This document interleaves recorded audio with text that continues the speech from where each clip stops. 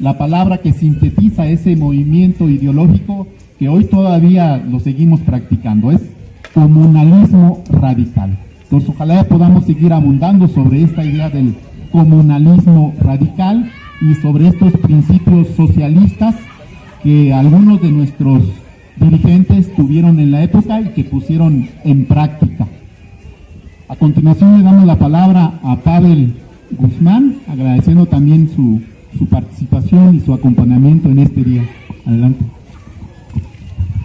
Sí, muchas gracias. Bueno, pues primero reciban un cordial saludo por parte de los compañeros que conforman el Consejo Supremo Indígena de Michoacán. Muchas gracias por la invitación. Todas las veces que nos inviten, por aquí estaremos. En general concuerdo con los compañeros que me antecedieron. Efectivamente, nosotros también pensamos y sostenemos que en esta comunidad hubo y hay jóvenes que fueron marxistas, jóvenes que en la segunda mitad del siglo pasado decidieron irse a la lucha armada. ¿Y por qué decidieron participar en la guerrilla? No fueron porque únicamente fueran radicales, sino porque había un contexto de represión. Ustedes acuérdense cómo en la segunda mitad del siglo pasado reprimían a los estudiantes. Reprimieron a los estudiantes en el movimiento del 68 en la Ciudad de México, en el movimiento del 71 también en la Ciudad de México, en el movimiento del 63 y del 66 en la ciudad de Morelia. Reprimieron a los ferrocarrileros, reprimieron a los médicos, reprimieron a los maestros, a todos aquellos que estaban en contra del partido en el poder, eran reprimidos. Entonces había un contexto de represión masiva y de represión selectiva. También asesinaban a los grandes dirigentes sociales. En este contexto, cientos de estudiantes decidieron irse al movimiento armado y a la guerrilla. Y hay que decirlo claro, compañeros. Y algunos de esos compañeros fueron aquí militantes comuneros de aquí de Santa Fe de la Laguna. Uno de ellos precisamente fue el Pidio Domínguez Castro. Él fue militante del Movimiento de Acción Revolucionaria, que era un movimiento guerrillero, uno de los más grandes que hubo en la década de los 70s y de los 80s. Y este movimiento hizo una alianza con el Partido de los Pobres, que era el movimiento guerrillero de Lucio Cabañas. Hicieron un acuerdo político. ¿Cómo llegó el Pidio Domínguez a la guerrilla? Fue reclutado para el movimiento guerrillero por Amáfer Guzmán Cruz, quien en ese entonces era dirigente del MAR en Michoacán. Ellos junto con otros compañeros de aquí de Santa Fe y de otras comunidades, como Cherán, como Tarejero, como Urapicho, varias comunidades, formaron un frente. Primero formaron un frente popular obrero campesino estudiantil. Y en ese frente hacían muchas cuestiones sociales. Fundaron colonias en Pátzcuaro, en Zacapu, ayudaron a los estudiantes. Ellos mismos eran estudiantes, dirigentes de la Casa Nicolaita, estaban en contra del alza de la cuota del transporte público, estaban también por diversas causas populares, introdujeron también servicios básicos. Es decir, en esta etapa de jóvenes tuvieron esta formación estudiantil y política. Y posteriormente hicieron alianzas con Lucio Cabañas para establecer un movimiento guerrillero de corte rural.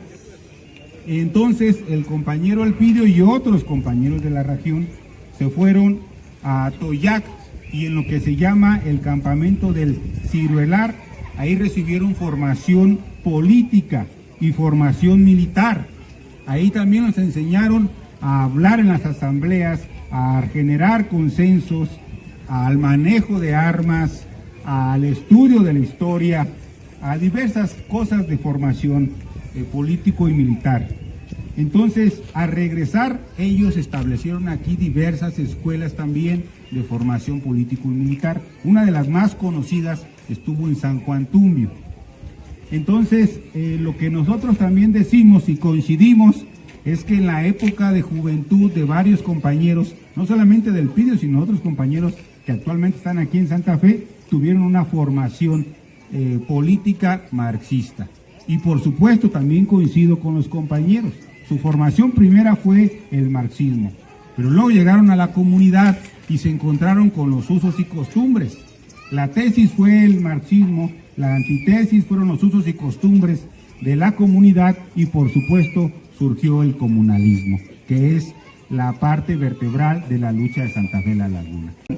El corazón de la lucha es que la toma de decisiones se hace en asambleas generales. Eso pienso que es el corazón de la lucha histórica de Santa Fe y de las comunidades originarias. El sujeto de la historia no es únicamente el compañero Elpidio, no son únicamente las autoridades, sino es la Asamblea General. Es esta toma de decisiones a través de la Asamblea General, y eso hay que agradecerle mucho a Santa Fe La Laguna. Por último, la comunidad de Santa Fe La Laguna, antes llamada Hueamu, es una comunidad con muchísima historia. Aquí, en esta comunidad donde tienen su zona arqueológica, vivieron 4 gobernantes purépechas prehispánicos. Estuvo Sicuirancha, estuvo Pacuame, estuvo Huapeani y estuvo Curatame. Es decir, en este lugar, aquí en Santa Fe La Laguna, antes Hueamu, o ancestralmente Huamu, fue un lugar de unión de los purépecha. De aquí se dividieron para Lago, pero antes de eso aquí fue el último centro de unión de todos los linajes. Finalmente, a agradecerle, porque tenemos que agradecer, nosotros consideramos así, que tenemos que agradecer 3 cosas a Santa Fe La Laguna. Por supuesto a Santa Fe La Laguna y otros compañeros. Primero, la bandera purépecha, que ya es un símbolo universal de lucha de todos los purépechas y que, como ya lo dijeron, sintetiza más de 500 años de historia. Segundo, la categoría Jucharguinapecua, que es un pensamiento filosófico, que es un principio histórico, que es nuestra fuerza. Y nuestra fuerza, compañeros, es la unión. El trabajo de los gobiernos, el trabajo del Estado mexicano es dividir. Recuerden tan solo cómo se dividió a los compañeros cuando atacaron a Tenochtitlan. Pues se hicieron alianzas, los españoles hicieron alianzas con los de Tlaxcala, con los de Zempoala, con otros pueblos. Luego cuando vinieron acá a Michoacán, se trajeron a los propios nahuas. Y los nahuas vinieron junto con Niño de Guzmán y sometieron aquí a muchos purépechas. Y luego de aquí se llevaron a los purépechas a la zona de Occidente, a la conquista. Entonces ese es el trabajo del Estado, dividir. Y el trabajo de la política comunal es precisamente lo contrario, que es lo que dice esa frase de Jucharguinapecua, la unión. Y por último, la tercera y última lección histórica que nos da Santa Fe La Laguna es que es primero la lucha por la tierra, compañeros. Primero es la lucha por el territorio. Es más importante que la lucha por la autonomía. Porque si no hay territorio, ¿dónde van a ejercer la autonomía? Si no hay territorio, ¿dónde van a recibir educación? Y eso es una enseñanza histórica que nos da Santa Fe La Laguna. Muchas gracias.